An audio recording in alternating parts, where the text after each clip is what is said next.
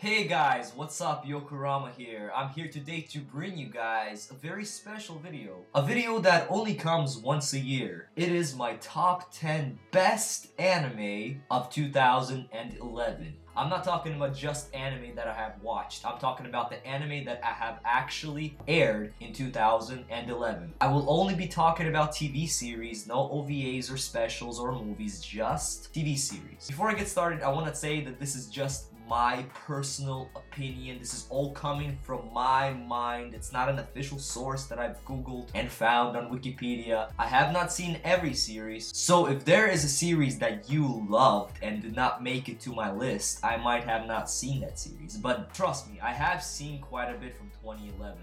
So, now that I got all this technical mumbo jumbo out of the way, let's get the show on the road. Number 10 is Deadman Wonderland, a series that I was looking forward to long before 2011, and it did finally come out in the spring. And for me, personally, since I'm a huge manga fan, it was a disappointment. But at the same time, it was amazing. The only disappointing thing for me was that it did not follow the manga completely. It left out some of the characters, it kind of changed up the story a bit. Overall plot was following the manga, but there was quite a bit of changes, which me being quite a bit of a hardcore manga fan of Deadman Wonderland did not like. But it still deserves to be in my top 10. Number 9 is a series from the fall. It is Guilty Crown. This series completely took me by surprise. I was looking forward to it only for the reason that it's produced by Production IG, but when I watched episode 1, it drew me in completely. The characters, the soundtrack, the action, and everything that happened in the first episode completely drew me into the series, and it became one of my favorites quickly. Number 8 is Mirai Nikki, also known as Future Diary. This is another series that I have been following and reading as a manga, and the manga completed, and I have actually completed the manga as well. And finally, we got a TV series, and it is, all I could say, it is awesome. You could not go wrong with the main character, female, who is named Yuno. She is one of the most psychologically crazy person in any anime you will see. She is insane. I cannot get enough of this series, so it definitely deserves my number 8 spot on my list.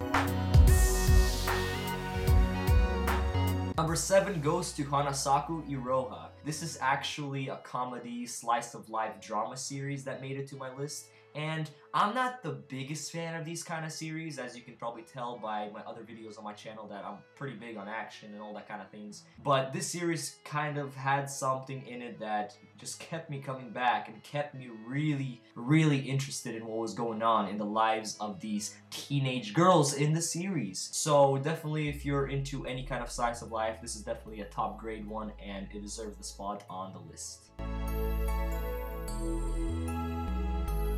Number 6 goes to Blue Exorcist, and that shouldn't be a surprise that this series made it to my top 10, as I could probably guess in most of you people that are watching my videos that it is also in your top 10 of the year. This is one of those shonens that really took the anime community especially by surprise, since the anime community is mainly based around the big three about the shonens and everything, and out of nowhere this amazing series came out and everybody was just freaking out, going crazy at how awesome and amazing this series was. Has amazing characters, amazing story, a little new twist on the whole demons thing, so definitely a series that I definitely recommend to every single one of you.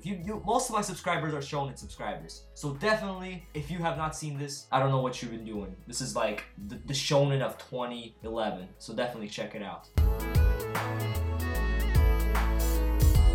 Number 5 goes to Level E.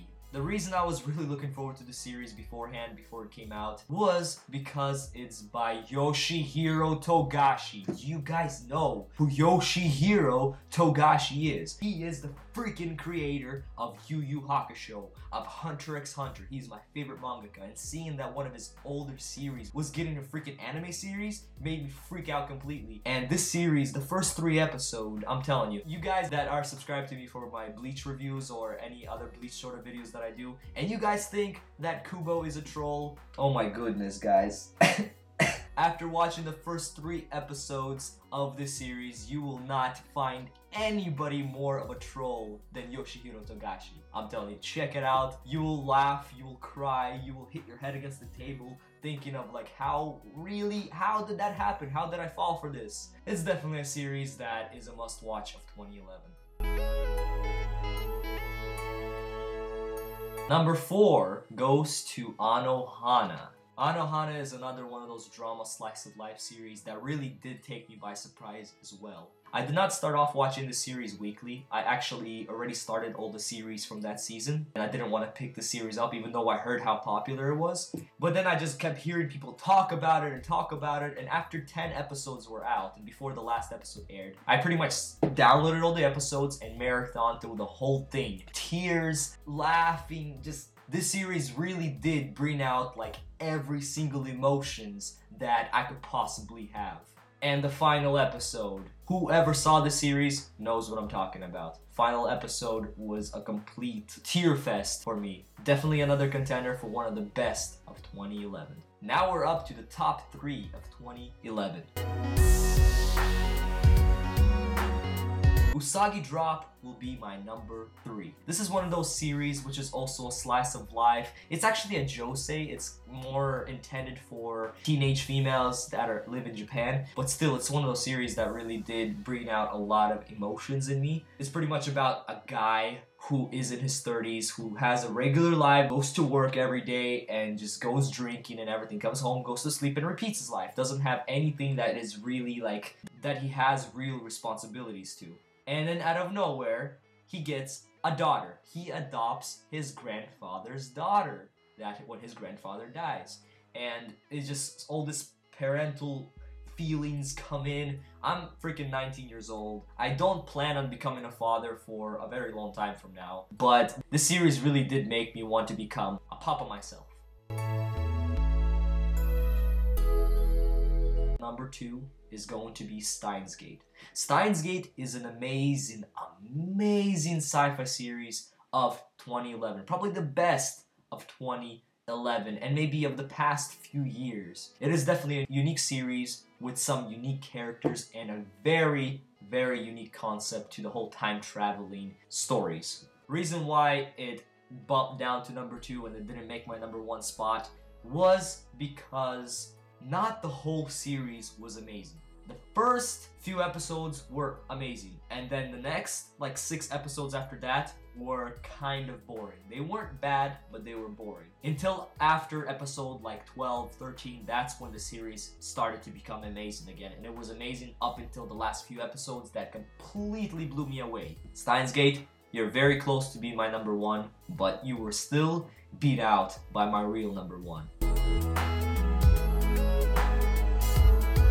Mahou Shoujo, Madoka Magica. Yes, a lot of you probably aren't surprised because I do mention this series quite a bit in my blog TVs, in my review that I did with Daza and for Neverworld, and just I always mention this when I talk about like the best anime that I've seen in a while. Madoka Magica is definitely one of those that first come into my mind completely straight off. When I think about best anime, Madoka Magica, straight up in my mind. This series just completely blew me away. First thing, it's a magical girl series. And magical girl series are intended for little girls. But me, you know, I don't think I'm a little girl. I don't know. Look, I don't have a mirror with me anywhere here, but I doubt that I'm a little girl. But this series, I don't know. It was pretty twisted. The whole witches aspect and what happens in episode 3 and how brutal it could get. I don't know how this is intended to be a magical girl series for little girls, because this series just like mind-effed me like crazy multiple times throughout the series.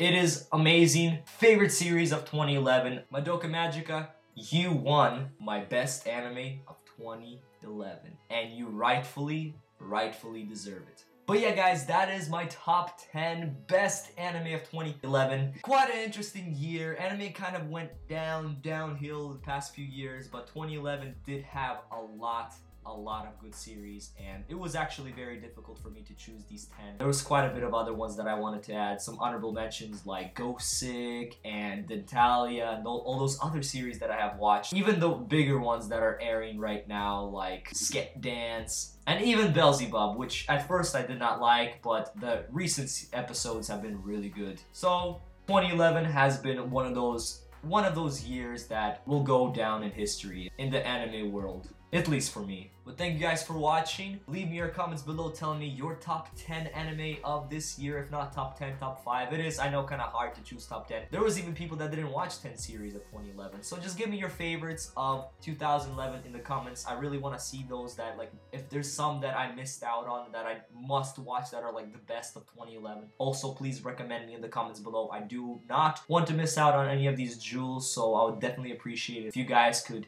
share those series that I have not mentioned in this list. So that is all. I'm Yokorama, and for every top 10 best list, there's a top 10 worst list. So look forward for the top 10 worst animes of 2011.